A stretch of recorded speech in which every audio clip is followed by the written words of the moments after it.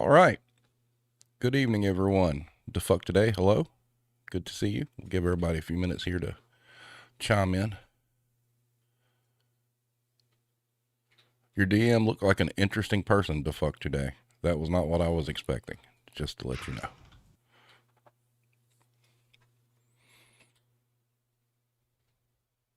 What's up, Joey K? What's up, hashtag Mariah Karen? Irish, welcome.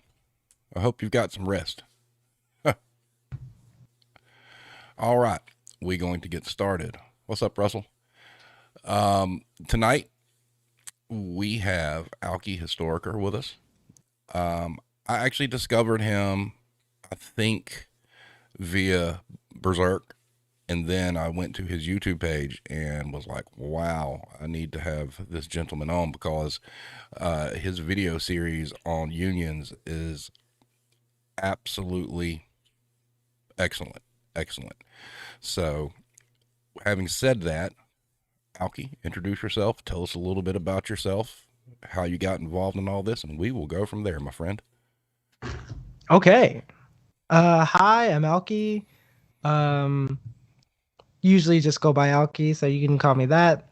I am, I guess, a YouTuber, and I make videos about organized labor and organized labor history in particular, but I also talk a little bit more about some of the more recent stuff.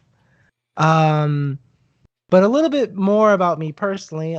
Many of you might not know I'm a retail worker. I'm a retail worker in the southern United States. I've been trying to sort of organize my specific store, but kind of also trying to branch out and organize my chain in particular. I won't say my chain, but I will say that it's one of the chains you would least expect. And so usually people kind of get in their idea like of what it might be. Um, but yeah, that's basically me. I'm a person who really enjoys organized labor and really enjoys trying to educate people about organizing their workplace. Awesome. So what we're going to do here is, Alki pretty much has the floor.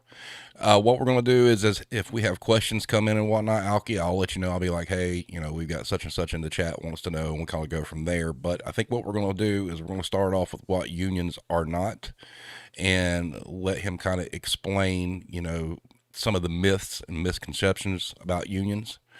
Then we'll follow up with what unions truly are and, what organization means. And then we're going to end up the show talking about the discussion of a general strike on Black Friday. So having said that, Alki, you have the floor. Okay. So just want to go ahead and say something to chat. If you have any questions at any time, just go ahead, send them in. I'll try and answer them to the best of my ability.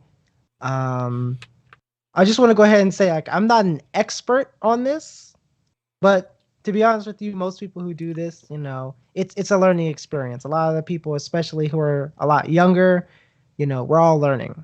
The other thing I want to say is I'm going to talk a little bit about labor law. I am not a lawyer.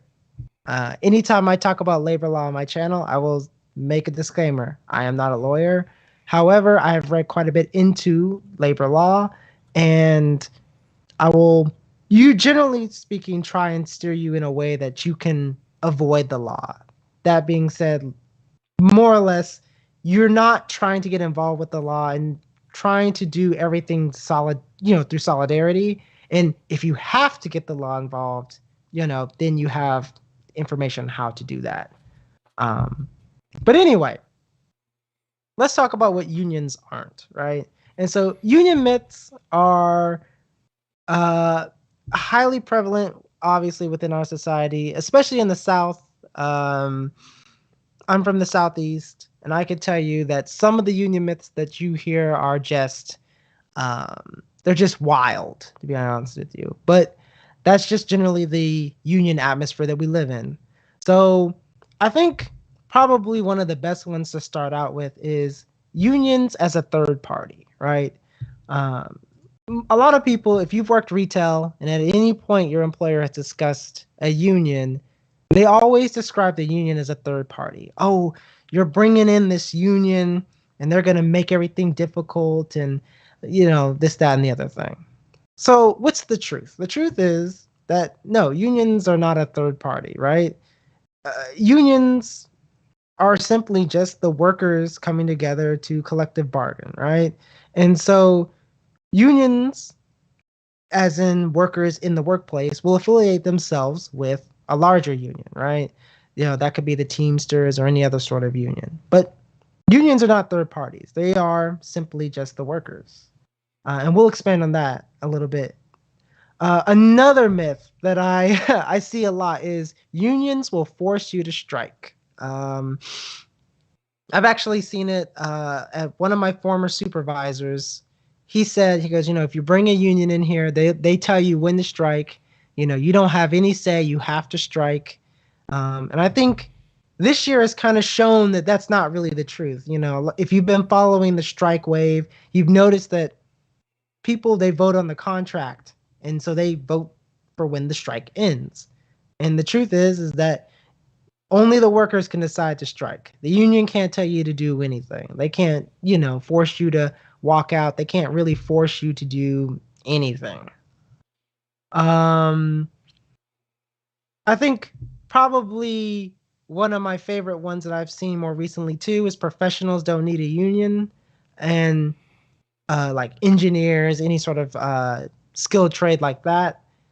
And the truth is that yeah, every worker needs a union, right? If you're in any sort of industry and you're a worker and you explicitly do not own your workplace, yeah, you need a union because that gives you much more bargaining power over your wages, your benefits, really over your future. In the case of retail, oh my goodness. A lot of people will say, retail workers don't need a union because it's just a bunch of kids. Why do kids need union? Um, I work in retail, and I can say we have, I think, about 350 workers. Of those 350 workers, I want to say it's maybe about 40 who are under the age of 18, right? Um, yeah, most retail workers obviously are because most retail stores are open during the entire day. Mm-hmm. You know, most retail workers are above the age of 18. In many cases, they're in their late 20s to early 30s. Um, and yeah, we definitely need a union. And even if it were a bunch of kids definitely would need a union. All right. We've seen what happens when you have children in the workplace, right? Anyone who's like not an adult in the workplace, they can be taken advantage of. I mean, in the early days, like the very beginning of labor history, the reason that employers chose children was because they could exercise their authority over them. And in particular, children really didn't have a developed understanding of unions, right?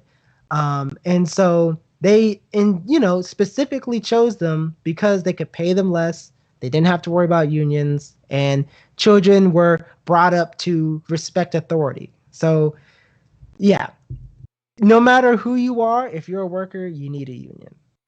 So in the chat, I got a couple things for you. Mm-hmm. Mariah Karen says, I've seen a lot of the quote unquote, they tell you to strike and you have no choice to strike in pulp culture as well. Irish Connection asks, what is a good example where unions have benefited the employees? Okay. Also, yeah, in media and pop culture, I definitely want to comment on that just briefly. Uh, you see this, especially recently, like this new sort of phenomenon where like they paint the union as bad or they paint unions as ineffective. Like we could probably have a whole discussion just on unions in pop culture and how they've been depicted in some of the negative depictions. But what's a good example of where unions have benefited the employees, right? So this is where I sort of disagree with labor. Labor likes to do the whole historical thing, and like I love labor history. Like I've dedicated my whole channel to it. But when you tell people today that yeah, unions are famous, we got the 8-hour day, we ended child labor, we got better workplace protections. These are really disconnected from most people, especially for a lot of retail workers, because for a lot of retail workers, we work longer than 8 hours a day. Um, I don't know about y'all, but like my days are about 8.5 to 9 hours a day. Another thing is weekends love to. I mean, they love to tell you about the weekend, right? Retail will be like, oh, or excuse me, unions will be like, you know, retail workers, you get the weekend, right? The whole big deal here is that like unions got us the weekend, right? And retail workers don't have the weekend. There's this disconnect. So basically, when we talk about unions and when we talk about um, sort of the benefits that they've gotten us, we need to look towards today. We need to look at what unions do for us today. And the thing that unions do for us today would be, keeping the wage range within the livable range, right? A lot of places like Amazon or a lot of different retail stores, they don't pay a living wage. They just don't, right? As simple as that. They just don't pay a living wage. What a union does is, with a collective bargaining agreement, is they outline your wages. They outline your raises. They keep your wages within that livable range so you can actually, pay your bills. So you don't have to live off of tomato sandwiches every day. Some other big things that unions do, and this has been kind of from personal experience, talking with some workers about their working conditions, is unions keep the workplace safe. If you've ever talked to people in construction and they talk about a non-union workplace versus a union workplace, you see, I mean, the amount of accidents that you see, goes up a lot when you're in that non-union workplace. The great thing about being in a union workplace is you can speak up about your working conditions without fear of being reprimanded. Now, non-union workers can also speak up about their working conditions. They also are allowed to, say, this is unsafe. I'm not going to do this, right? The Occupational Safety and Health Act, OSHA, that's basically where we get that right from. If whatever sort of task you're being asked to do is unreasonably or abnormally dangerous, you can say, I'm not going to do that. But when you have a union, right, you are protected, right? Your employer can't come back and try and fire you for that, and then you have to go through the courts. When you have a union in your collective bargaining agreement, you're going to have a just cause clause. And that clause, what it's going to do is going to protect you and say, you can't just fire this person for any reason. You have to provide a cause for why that person should be fired. And so if So with that, at will employment. So does a union keep the states that have the basically we can fire you for whatever, keep them in check? Yes, indeed. Um, so I think one of the biggest things about like at will employment, and we'll get into what at will employment is and what right to work is, because a lot of people like to confuse the two. But I would say that like at will employment really does basically keep workers in check in the sense that it limits their ability to speak up, right? Because they can be fired for any reason, for a bad reason even, and the employer doesn't even have to really even give a reason, right? The biggest sort of thing where you see this is with retail is that like a lot of them, for instance, okay, let's use mine for example. So at my employer, what they will do is they will say, we have a strike system, right? And so if you reach this amount of strikes or you reach this amount of points, then you get fired, right? But they're under no legal obligation to do that. So what you tend to see is they will just hold on to all of the points or the strikes. They won't put it on your record. And then whenever they want to get rid of you, say you want to unionize, or your boss is just having a bad day and you just didn't talk to him nice enough for whatever reason, they will pull up all of the strikes against you and then just fire you. So having the just cause clause that protects you from being fired for any reason really does help. They can't just bring all these strikes up against you at the last minute. they have to put them in as they go. Otherwise, you can't be terminated. Got another question for you from Hero. Says, if striking is a big hangup for unions with people, what are other ways beyond striking that unions cause action to happen? Okay, so this is a good question. And so unions can sort of apply pressure in different ways. Some of them are protected, some of them are not. Um, I think probably one of the ways that I've seen the most is like when people talk about traditional labor, they talk about like slowdowns and different things which are considered half strikes. Now, these aren't protected, but they are generally pretty effective because you're still getting paid, but they're also still putting pressure on the employer.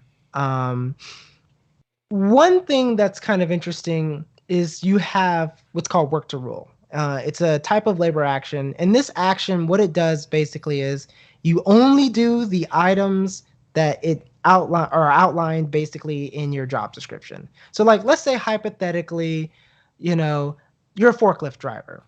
And in your forklift description, you only do anything, related to the forklift stuff. Your job does not require you to get off the machine and move pallets in a certain way, or it doesn't require you to do paperwork, right? You just decide not to do it, right? Collectively.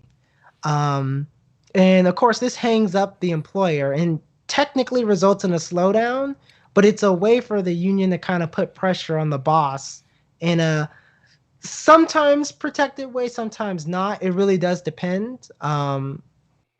Typically, if the employer is going to say, hey, this is an illegal slowdown or an unlawful, unprotected slowdown, they would have to take it to court and the court would have to decide. But generally speaking, yeah, a good way to apply pressure to employers from the direct action side of things would be to do like something like a slowdown or something like work to rule.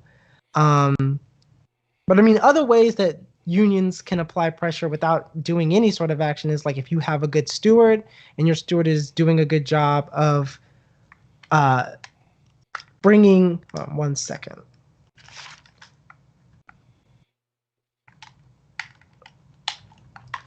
Can you hear me? Yep. Okay, perfect. So one way is like, let's say, for instance, your steward, they were to, bring this up with the company, and they're doing a good job of just staying on top of like the grievances that you have.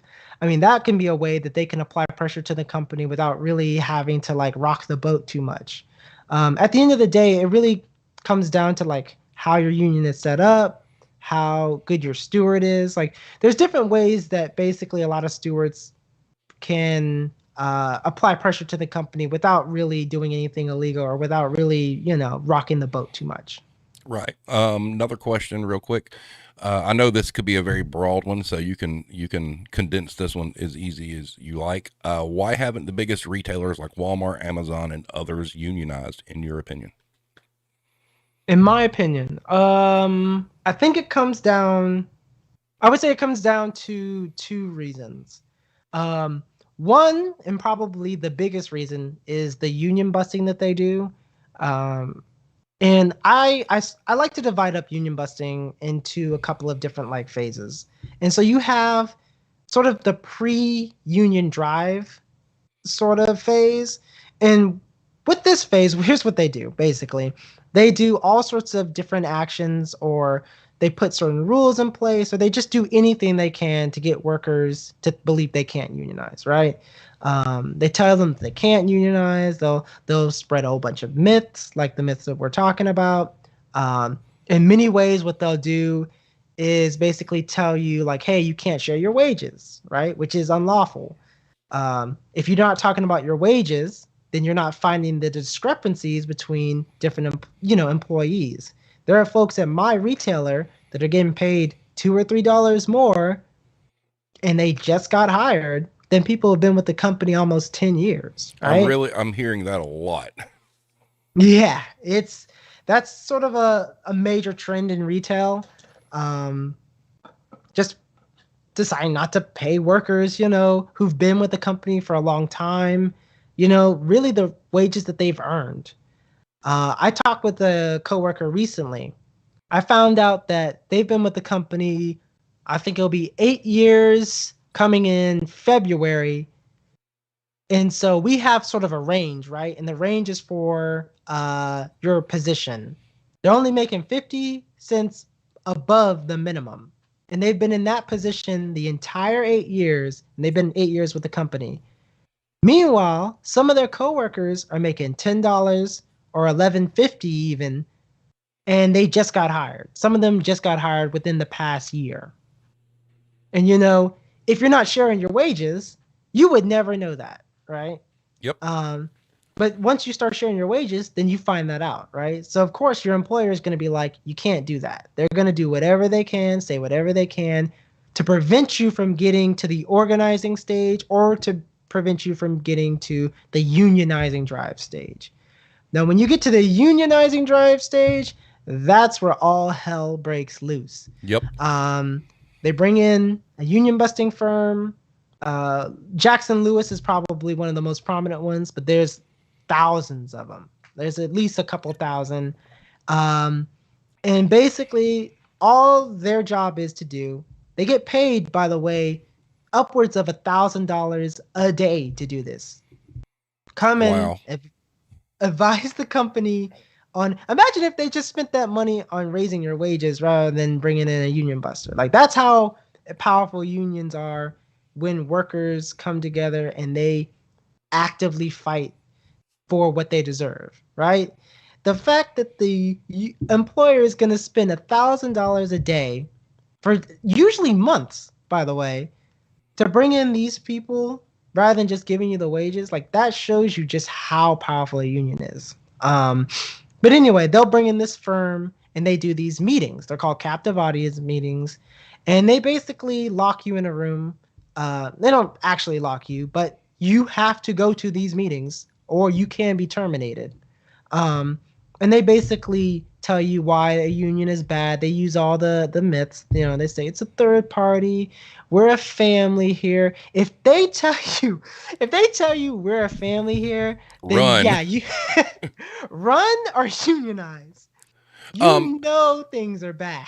Yeah. Okay. One question that kind of goes along with the myths, and I'm just curious on this. It's my understanding, and correct me if I'm wrong, that, one thing that I've always thought of with unions is, it offers protection for the workforce, but does it protect the lousy employee who really is there just to collect a paycheck just as equally as it does the performing employee?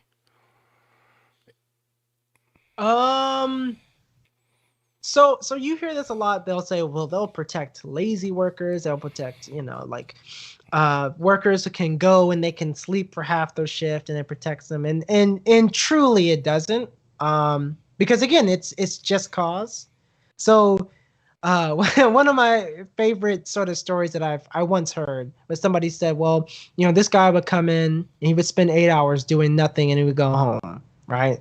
And so in reality, I was like, I don't think that probably was happening. But if it was, all the manager has to do is make a note of that, right?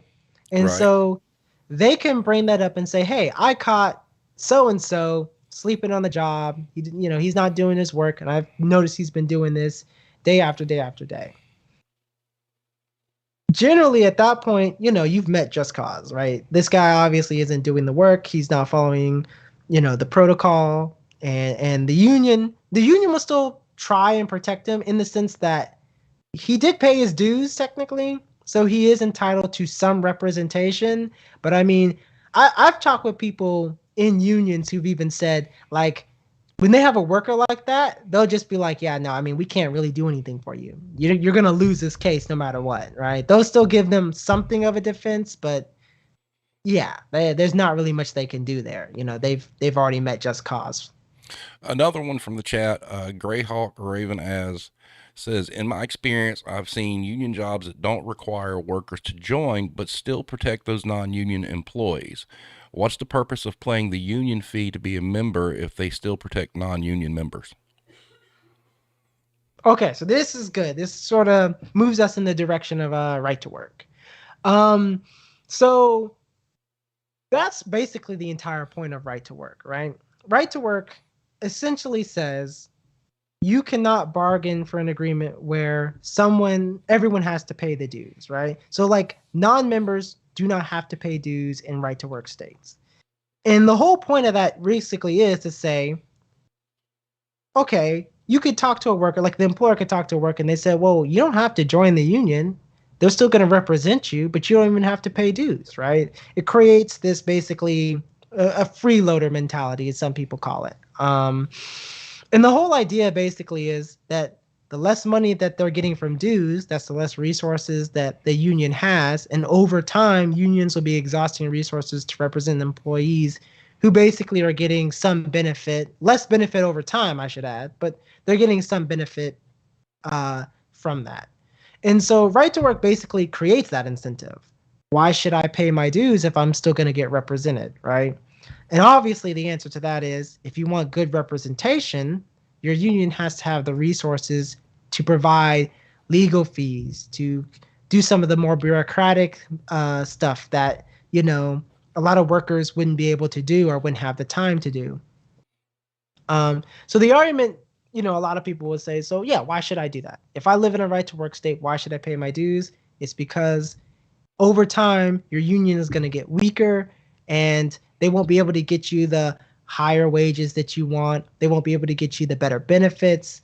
At that point, it's almost like, what's the point in having a union there, right? Right. So if you have a union in your workplace, and even if you're not a member, you should pay your dues, right? Preferably you should become a member, right? So that way you can participate in union elections, you can participate in some of the community stuff that your union does. But you want to pay your dues so that you can have a strong union that can keep your wages up. Speaking of dues, what kind of is it a direct payment from the employee? Is it taken out of their paycheck? Is it monthly, weekly? Okay. So this is one of those situations where it depends kind of broadly, like, different unions have different situations set up. But for, I think most unions, if you get a check every 2 weeks, right, a portion of that is deducted and it's sent basically to the union. It's sent technically to the international, and the international will give whatever funds are needed to the local that represents you. This is called dues checkoff, right? Now, dues checkoff is highly controversial. So amongst the more conservative side of labor, you see them saying, yeah, dues checkoff is good. You don't have to deal with the whole collecting of dues. It just really automates the entire process, right? Now, from the more, I guess you could say, left-leaning side of this, dues checkoff is seen really as a way that, unions are just simplifying the process but not interacting with workers. Historically, if you wanted to pay your dues, you had to either go to the local or the steward had to talk to you, right? And this created dialogue, right? While you were paying your dues, that was a great time to talk about grievances. So your steward would get an idea of, what's going on in the workplace, and then they could start kind of coming up with an idea of how to fix that problem. So dues checkoff is kind of highly controversial, but generally speaking, yeah, they just deduct it from your check. Now, is there an effective period? Because we had a question come through. What if you pay your dues on Friday and have an issue on Saturday? Is there an effective period? No. It depends. Again, I think it depends kind of like on your local. It might depend on your union, but generally speaking, if once you join and you've paid your dues, and typically like you'll pay maybe like 2 checks worth of dues as like an initiation fee. That depends on the union, depends on the local. But yeah, as soon as like you become a member and you start paying dues, you can start engaging in the grievance process. Is there a grace period? I mean, Uh, let's say you're not having it deducted from your check, and you're responsible for physically paying these. Obviously there's got to be a cutoff time. um, Now, from what I know, sometimes there is. Sometimes it just has to do with your initiation fee, because since generally speaking, as a part of your dues, you'll pay like an initiation fee. And so from what I've heard, like between the time that like you do your initiation fee that's like when you can start engaging in the grievance process. Until you've paid that initiation fee, you technically can't. Though I've heard some people say it just really does depend on the local. It kind of depends at the local level. In your experience, what kind of money are people looking at here? Oh yeah, this is a great question. Because you see a lot of people, this is a common myth. You see this myth probably more than anything else. Dues are expensive. Why would you pay dues? They're really expensive. You're paying out a lot of money. You could be buying a gaming console. You could be buying anything else, even though, if you're earning higher wages because you pay your dues, then you can also afford the gaming console. But anyway, um, dues are generally very, very, very cheap compared to what people think. I see people saying like, "Oh man, I'm gonna be paying 20% of my check," and it's like, no, well, what? Uh, what you'll probably be paying is around 1%. I've seen anywhere from half, I think it's like 0.5%, up to 4 or 5%. Now, the people who are paying 4 or 5% typically are like in skilled trades. And I mean, a lot of those guys are making $30 an hour to. I just recently talked with an electrician, a union electrician in the Southeast, and he was getting paid $36 an hour. And he's like, yeah, my dues are 4%, but $36 an hour. You can't really complain there on top of benefits. Nice, nice. Let me see if we got anything else in here. We'll get to this one a little bit later. Irish asks, are there any downsides to unions? Um, yeah, I mean, I think when we talk about the downsides to union, we can kind of talk a little bit about like different union structures. So, like, obviously, not all unions are the same. Obviously, in the sense that they don't represent the same type of people, or they have different internal structures. But also, like, different unions more or less have different philosophies, right? So, if you take let's take the Teamsters, right? Most people know the Teamsters. Is the truck drivers union, right? Right. Um, so in the Teamsters, you have a very clear hierarchical structure. From even within the local, you've got obviously your rank and file workers. You have stewards. You might have people who do some of the bureaucracy at the local level, and then you'll have a president, right? And from there, that bureaucracy extends to like the international or the national union. Um, and so one of the downsides to that structure is that you have some people higher up, right? People call them union bosses, right? And there's a lot of problems with that because technically they are elected.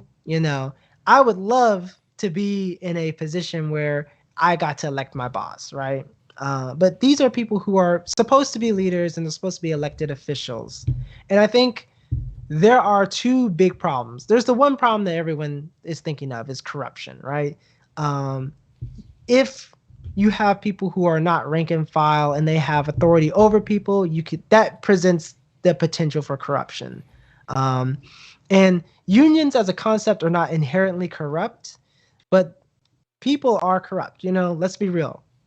Unions, just like anything else, they're human institutions. And so within those human institutions, there are going to be people who are corrupt. There are going to be people who try and take advantage of people.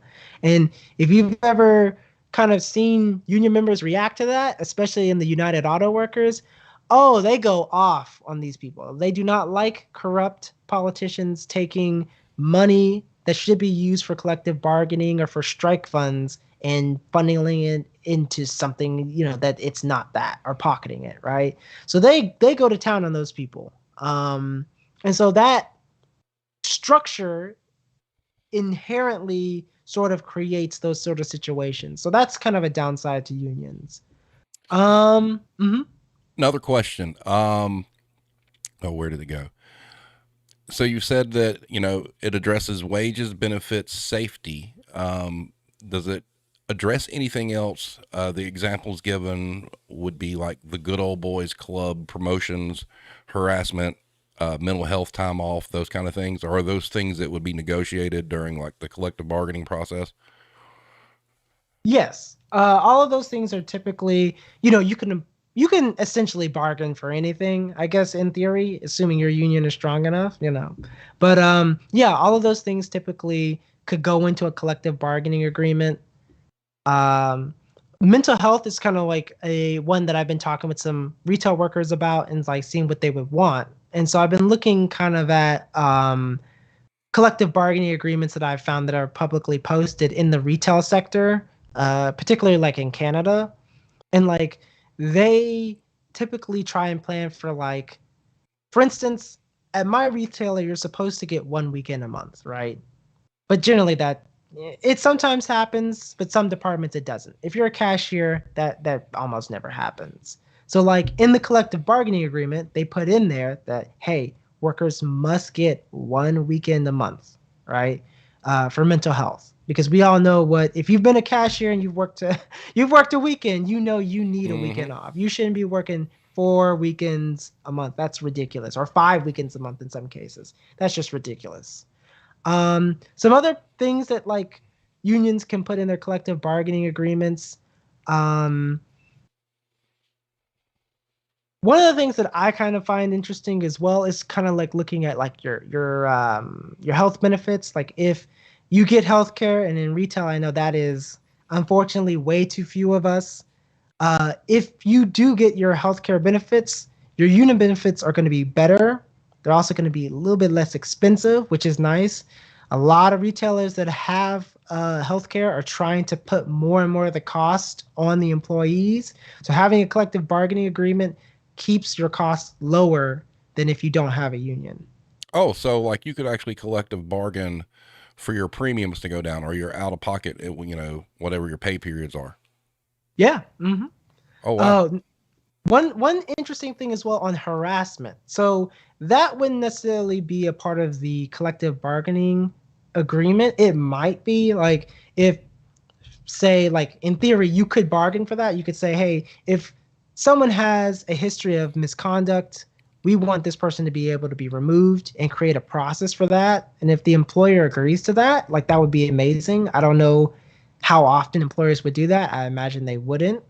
So um, what unions would probably do, and when we say unions, of course, we mean the workers, what they would probably do is they would probably protest that. They would probably find different ways to put pressure on the company to get that person fired. So, like when you had Target Workers Unite on, that was an amazing video, by the way. If you haven't seen that, you should watch it. But in that stream, he talks about getting a worker, or excuse me, a person in management fired for being just a harasser, for sexually harassing different employees. And the way they did that was by engaging in 1 day strikes, right?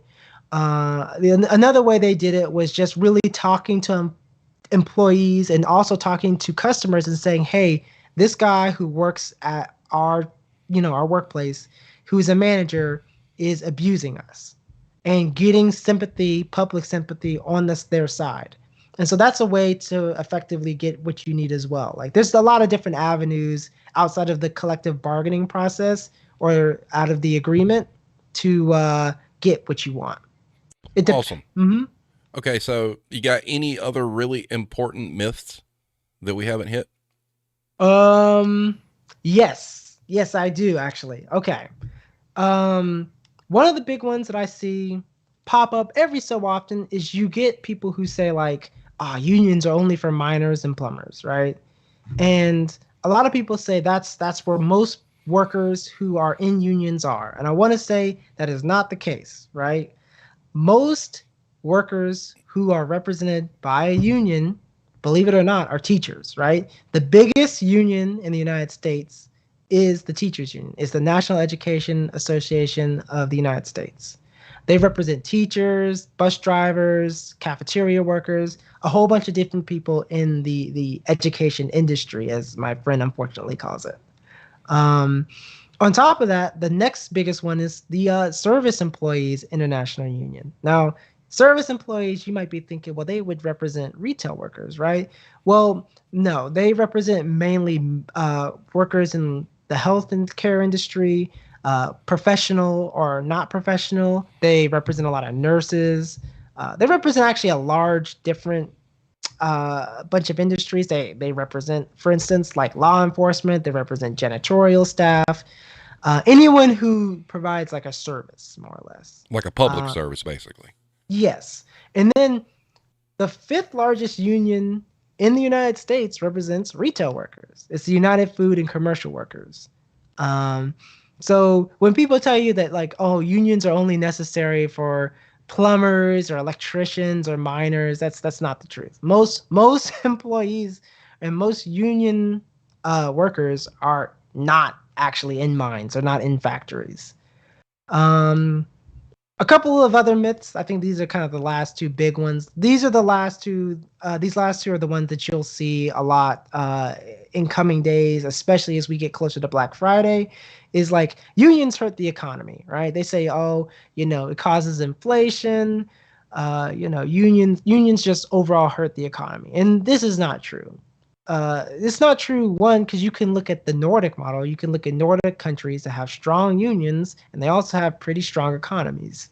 Why do they have strong economies? Well, when workers make more, they have more money to spend and inject into the economy. Yep. And as a result, that flow is basically this giant circle where the more money they are able to inject into the economy, the stronger the economy gets, right?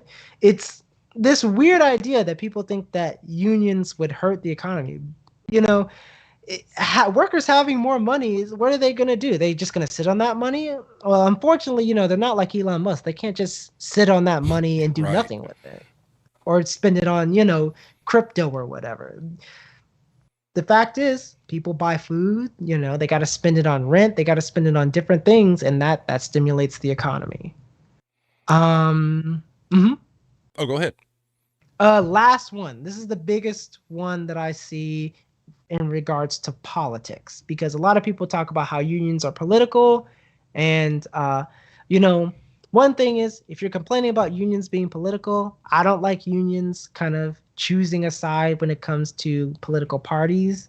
Unfortunately, union membership is seen as more of a political sort of type of a thing. Like, it should be economic, right? It makes more sense. We're talking about economics when we talk about unions. But unfortunately, union membership is seen as a very political sort of action.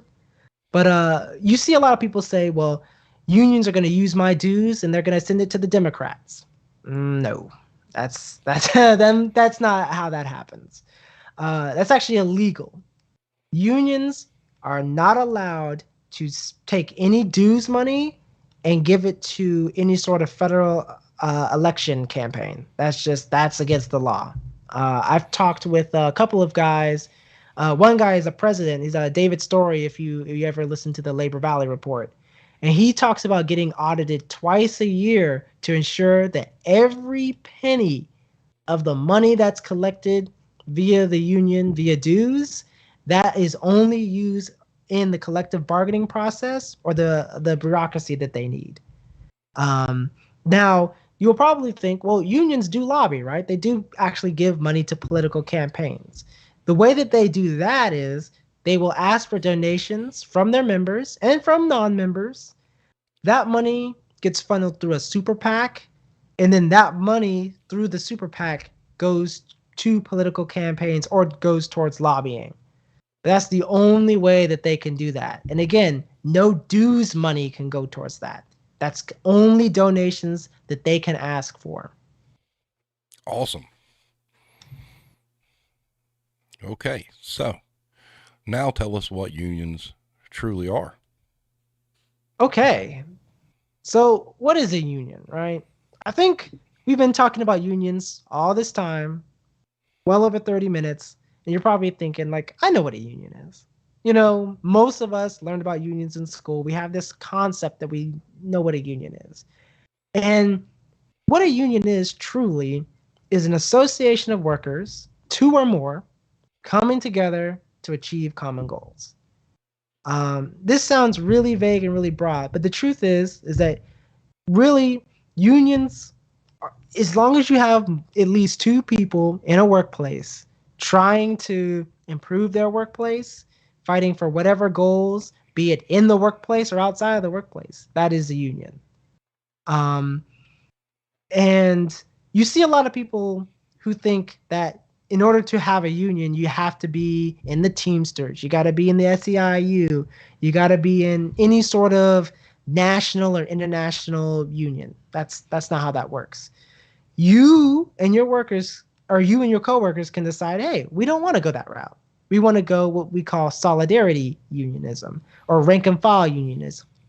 So what that is you decide we're not going to go down that route of affiliating with another union. What we're going to do is we're going to form our own union. We make our own decisions. We, through consensus decision making, decide what actions we take, whether or not we even want to have dues, how much those dues are. You literally take the whole brunt of the stuff that you need to do and you take that into your hands. And so that's fundamentally what a union is. It's really just two or more workers in a workplace fighting for whatever they think they deserve. There was a question from Irish. What do union workers want more? Job security, higher wages, health benefits? Um, I would say it depends on the industry. I would probably say nowadays it's leaning more towards wages.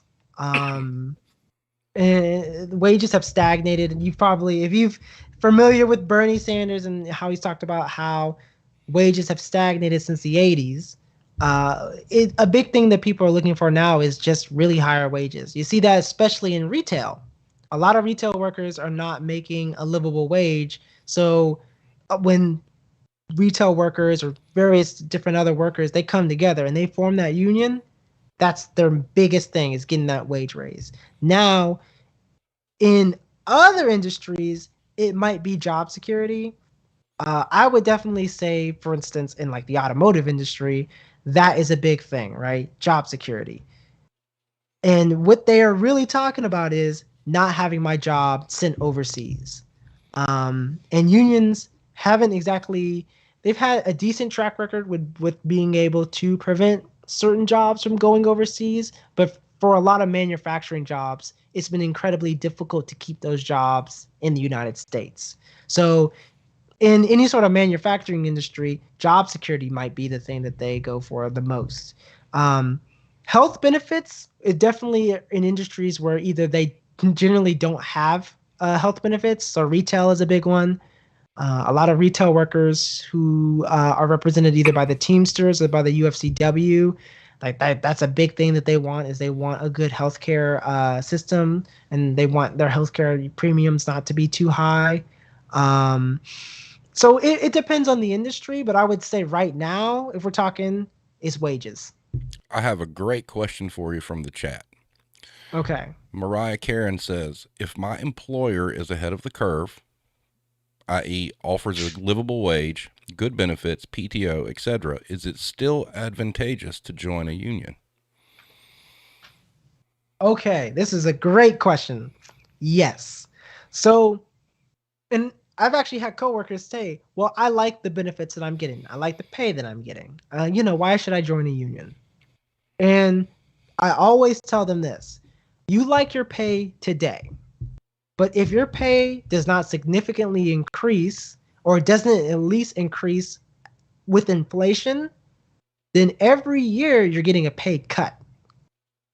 And so it's advantageous to join a union because you can keep those wages basically along with inflation, right? As inflation goes up, so do your wages. Um, but also, let's say Hypothetical situation, right? You know, you're getting a livable wage, you're getting good benefits, PTO or whatever. Um, let's say that your healthcare doesn't cover dental, right? Um, you want dental or you want a different dental plan, right? It's advantageous to have a union because without a union, normally you would just have to say, hey, we want a different dental plan. And your employer doesn't really have any incentive to offer you a better dental plan. But with a union, you can negotiate for that. So unions really do help you keep, well, they help you get more benefits if you need them, or specific benefits maybe that would be advantageous to your industry, but they also just generally keep wages within the livable range. That is awesome. And and I thought that was a great question too. He had sent it earlier, and I lost it in the in the chat, and he popped it back up. But yeah, that was a excellent question. Um, so what else you got?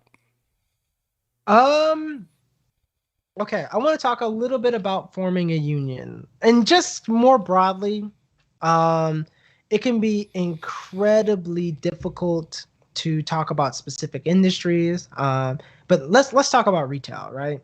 Can I form a union? I think a lot of people they get sometimes their employer to say, you can't form a union in this industry or in this state. And the truth is that you can, right? If you work for a private employer, the National Labor Relations Act says that you have the right to collective bargaining. This is extremely important to know because I've talked to people in the South, especially in my home state of North Carolina, and they will say, we cannot legally form a union here. And I have to go through a whole rigmarole explaining, no, no, no, we can. They cannot get rid of that at the state level. They just can't. Um, what's pretty interesting though is once you start getting out of the private sector, and out of specific areas of the private sector. So, like, let's say you work for an airline. Excuse me.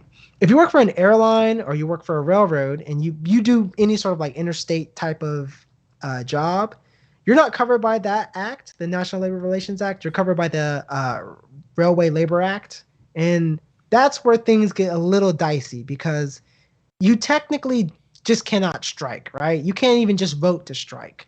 A judge has to grant you the right to strike. Or yeah, basically, they have to say, "Hey, you can go on strike for this reason." And there's a lot of political reasons to do that, in the sense that in the 30s, truckers were really effective at shutting down businesses and interrupting commerce by just being like, yeah, we're not going to cross state lines. We're not going to do this, that, the other thing. And so basically the law was like, okay, we got to stop these guys doing this because it's too effective. And there's a whole rigmarole that we go down, and a whole like basically line of history when it comes to labor laws that are actually sort of giving you rights but taking rights away. But that's a whole another stream. We could probably dedicate hours just talking about that. Um, but I think that's probably the last sort of main thing related to unions. And so now I think would be a great time to segment towards the thing that everyone's been talking about recently. Probably Reddit's biggest sort of new trend with anti-work, which is general strikes, and in particular the Black Friday general strike. So that's the thing that I think a lot of people probably want to hear about. So the Black Friday general strike is kind of interesting in the sense that we saw actually just last month people had tried to organize, and I put organize in quotations, a national general strike, right? And that didn't really go through. And so a lot of people are wondering, like, well, okay, what happened? And what really happened is that only 10% of workers in the United States are unionized. And this sort of complicates things when it comes to the fact that if you want to have a general strike, you need most workers unionized.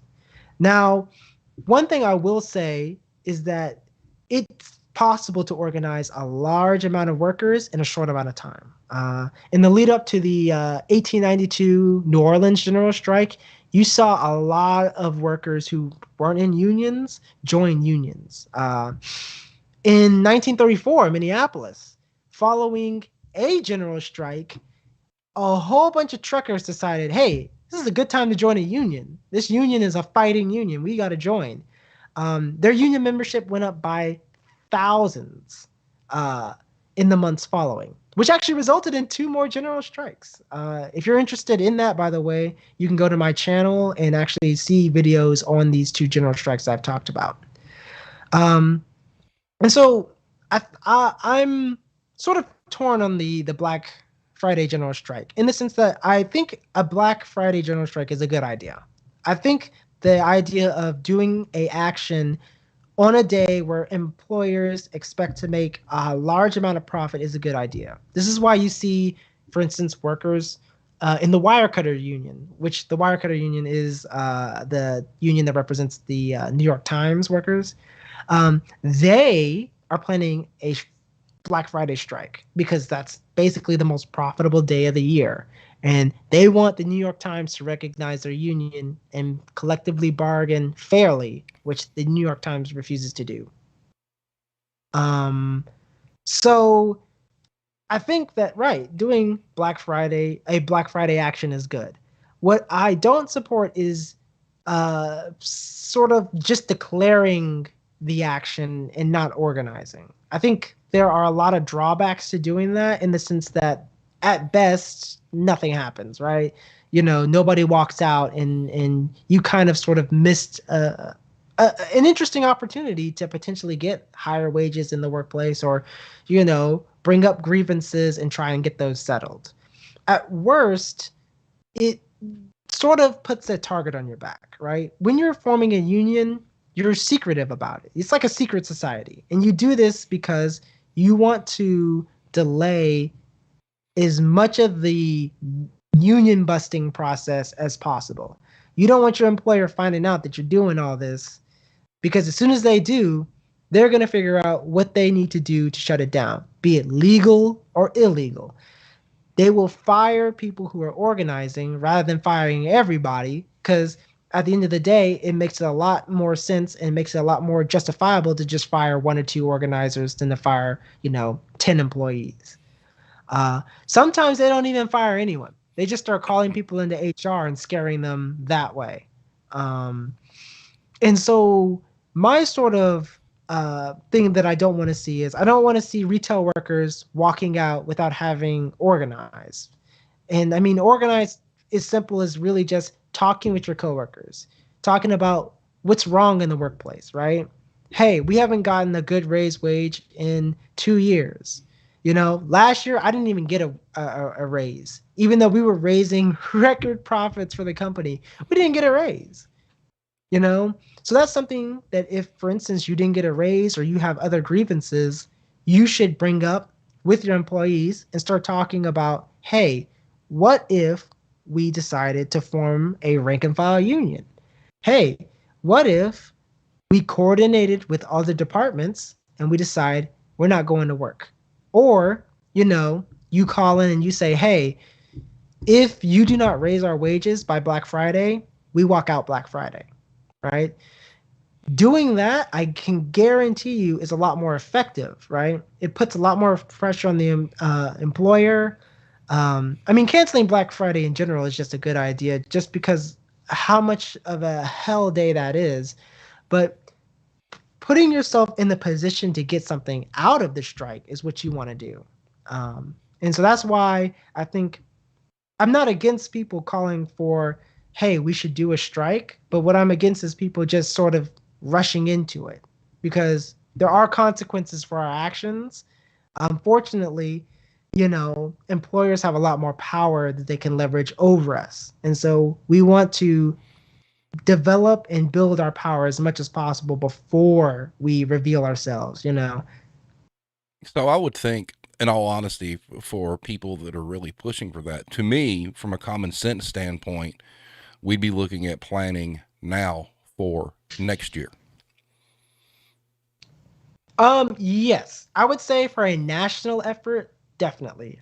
It would make a lot more sense to try if you want to organize a national, a truly national industry-wide strike. It would probably take a year of organizing, a year of getting coworkers to really see like, hey, this is how bad things are. We really got to, step up and do something. We got to change things.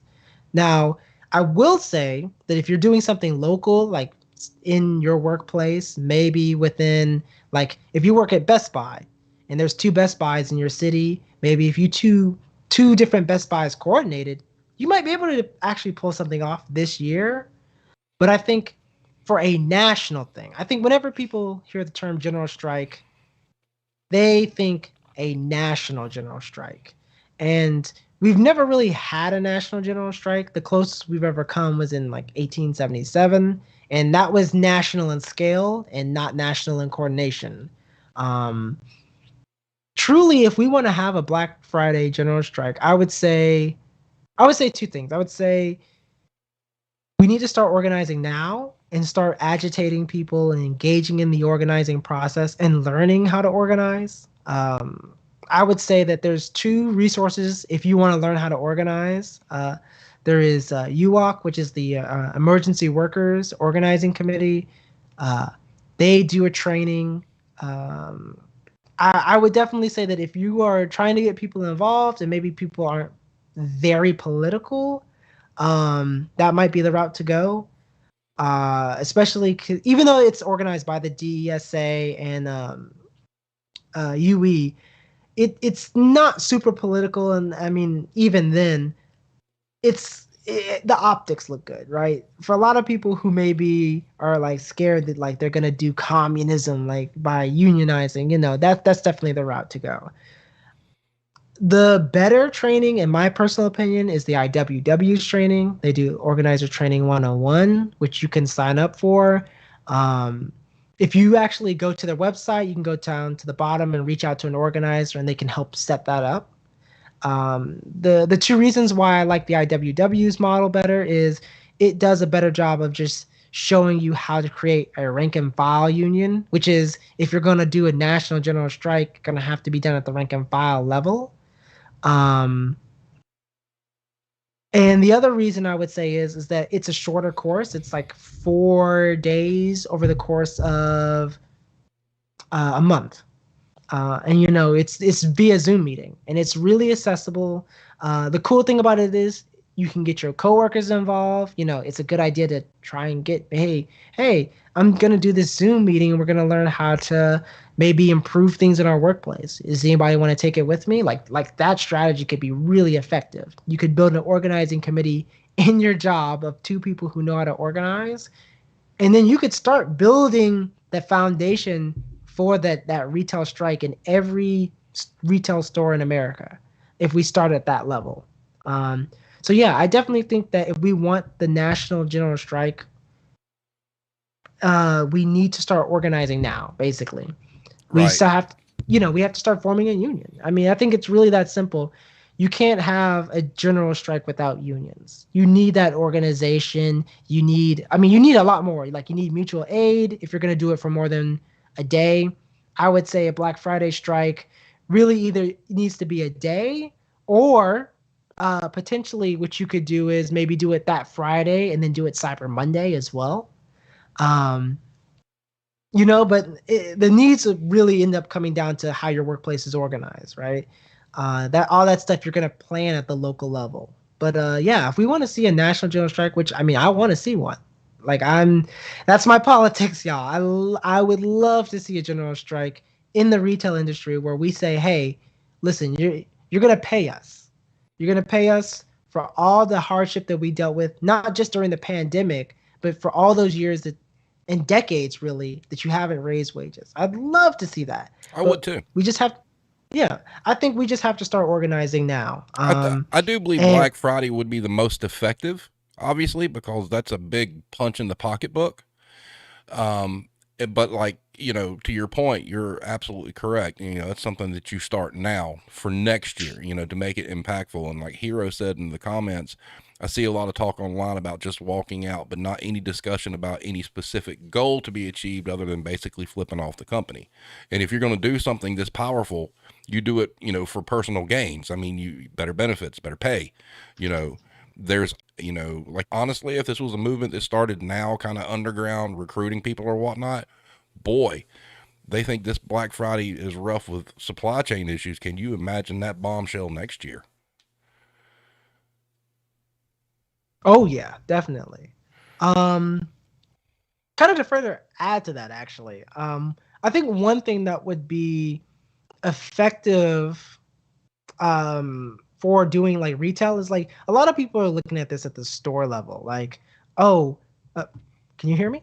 Yep. Okay. At the store level, I think there's two things that are great. Obviously, you're not dealing with customers. Like, there's a way to really stop the profits. But I mean, think about it. Retail is a huge industry. You could really expand it. You could really get like the cool thing about it is once you organize, you start talking with different people, you start passing different ideas around, you start getting some pretty ambitious goals, right? I talked with one guy who's in so like I work for a retailer and I deal with unloading the trucks. And one guy was like, "Why are you guys just talking about the store? What if you started getting like people within retail distribution to say, yeah, we're not going to load trucks ahead of time, Oh, right? wow. You effectively expand the strike because it's like the goods aren't even in the store if you do it correctly. Um, and just you can really get creative with it if you organize. Just simply deciding, hey, we want to do it this at the store. We want to, expand this to the distribution. Like you can do that once you start organizing and bouncing ideas off of each other.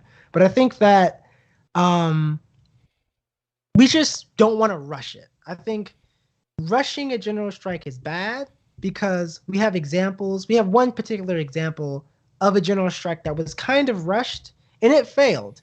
And it actually kind of destroyed the labor movement. It was the 1919 Seattle general strike.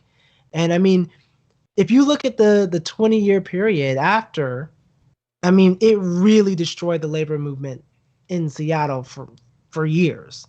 And that's what we don't want. We don't want things to get worse in retail. We don't want retailers to like take a general strike and be like, oh, this failed. We're going to really throw the book at them. We want to be able to succeed because what we say in the labor movement is there's no such thing as an illegal strike if you win.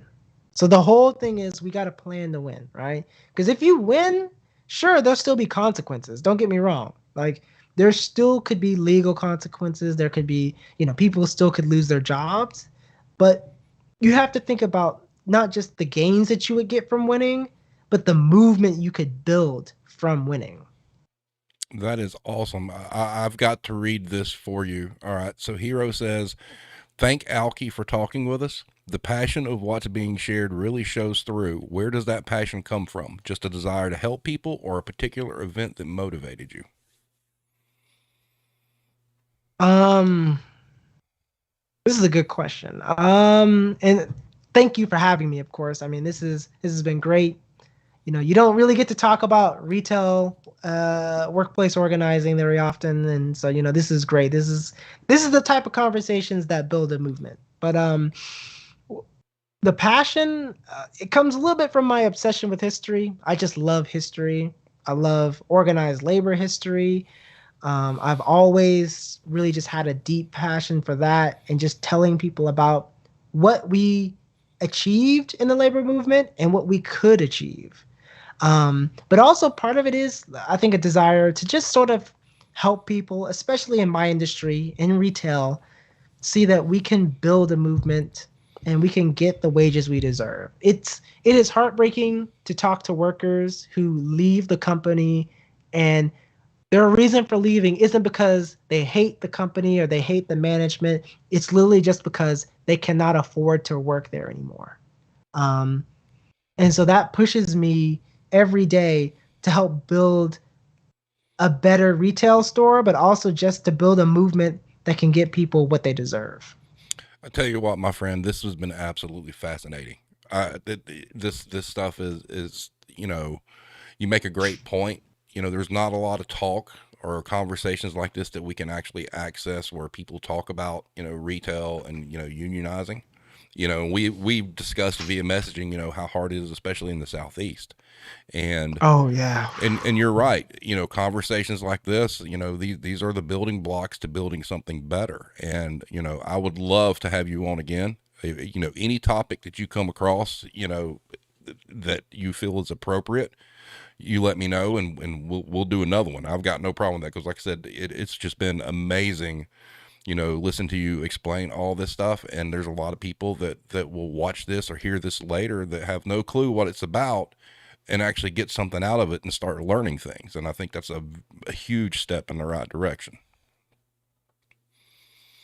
Oh, thank you. Thank you. Yes, I'd love to come back on. I mean, this has been great. It's been great the way that you've been able to bring people on your show and actually have them talk about their experience. I think that's really what gets people talking. That's really what starts conversations is having people on to just talk about, hey, this is what my job is like. This is how ridiculous it is. Because people, they relate to that, right?